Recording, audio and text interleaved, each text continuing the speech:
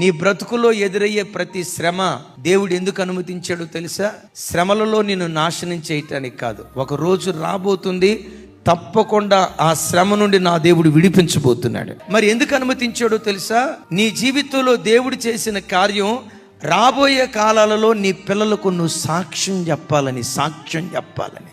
నాన్న, ఒకప్పుడు నా బ్రతుకులో ఇంత కష్టం వచ్చిందిరా, ఆ ప్రాణ బాధలు ఆవరించినప్పుడు చావాలో బ్రతకాలో అర్థం కాలేదురా, యేసయ్య పాదాలు పట్టుకున్నానురా, యేసయ్య పాదాల దగ్గర ఏడ్చానురా, అట్లా కన్నీళ్లు కార్చడాన్ని బట్టి మరణంలో నుండి జీవానికి దాటించాడురా.